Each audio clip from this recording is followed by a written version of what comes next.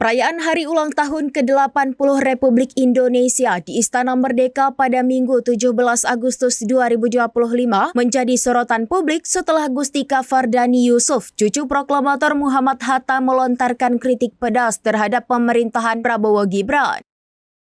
Momen tersebut dimanfaatkan Gustika untuk menyampaikan pesan duka berbeda dengan suasana perayaan. Gustika yang juga seorang penulis dan aktivis hadir dengan mengenakan kebaya hitam dan batik motif slobok.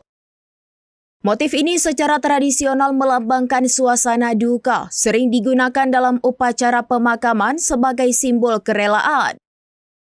Melalui pilihan busananya, lulusan Oxford University ini menyiratkan keprihatinan mendalam atas kondisi Indonesia saat ini. Sebagai anak dari Halida Nuriyah Hatta, Gustika menekankan bahwa tindakannya adalah bentuk kepedulian sebagai warga negara. Ia juga menegaskan bahwa hidup dalam kesederhanaan sejalan dengan ajaran kakeknya tidak mengurangi haknya untuk bersuara. Kritik simbolis ini membuka diskusi publik tentang makna kemerdekaan dan kondisi bangsa.